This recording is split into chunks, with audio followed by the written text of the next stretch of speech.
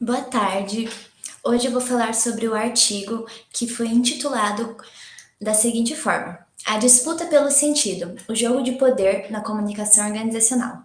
Esse artigo foi publicado por uma doutoranda da USP chamada Márcia Garçom e um doutor também da USP chamado Mitsuru.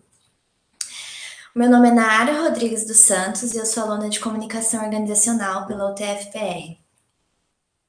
Esse estudo apresenta algumas reflexões sobre o poder e a luta pelo sentido que se estabelece no âmbito de interações promovidas pelo projeto de responsabilidade social corporativo pela indústria, para relacionar a comunidade e o seu público.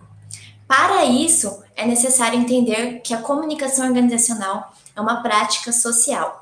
Depois que nós entendemos que a comunicação organizacional é uma prática social, os projetos sociais abarcam produções simbólicas que promovem a disputa pelo sentido a ser estabelecido. Nós acabamos entendendo isso quando nós entendemos que a comunicação organizacional é uma prática social. E como mediação, a comunicação tem a capacidade de criar, promover e estabelecer a interação entre as organizações e seus públicos de interesse. Então, a comunicação organizacional ela é promotora de processos interativos e de diálogos entre os públicos e as organizações.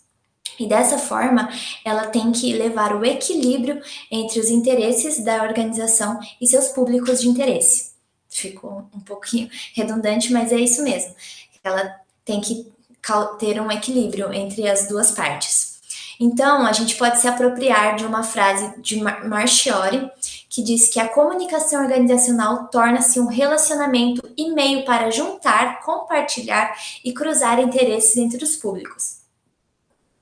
É um movimento de ação, de construção de significados que explicam a realidade.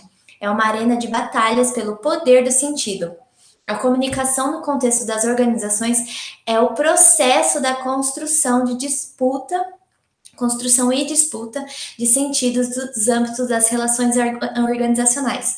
Ou seja, a comunicação organizacional tem um grande intuito e tem essa disputa pelo sentido, sabe? Para mostrar aquilo que faz sentido. E entender a comunicação no contexto das organizações como promotora de atos de interação e arena de disputa pelos sentidos e significados produzidos pela relação é relembrar a natureza da comunicação como prática social e um processo de interação simbólica que produz, reproduz e ressignifica.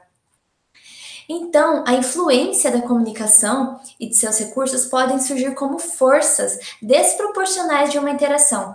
São identificadas por seus interlocutores, eles buscarão tremendamente o equilíbrio da relação e estabelecer assim, vão tentar estabelecer, uma disputa pelo sentido na interação social.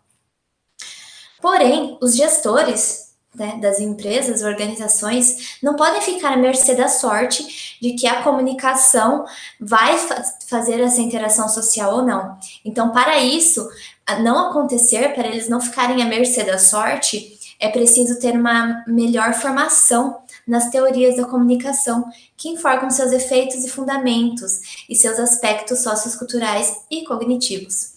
Então, se desde a formação da comunicação organizacional nós falarmos sobre que comunicação é uma prática social e todo o seu poder não vai ficar à mercê da sorte dos gestores, entende?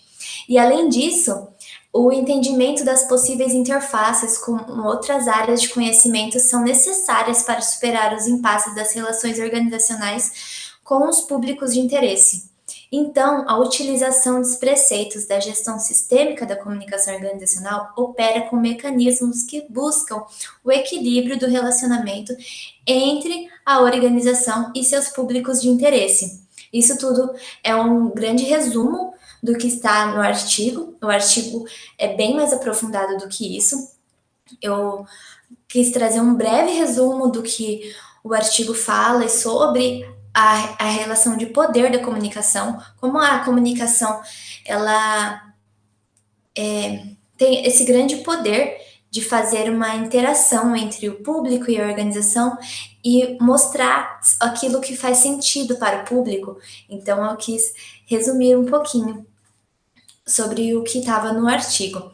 Claro que se você ler o artigo, vai ter muito mais coisas, né, que você pode se aprofundar, mas por hora seria isso. Eu agradeço muito a oportunidade de estar falando aqui para vocês. Eu agradeço também o seu tempo por ter assistido o meu vídeo.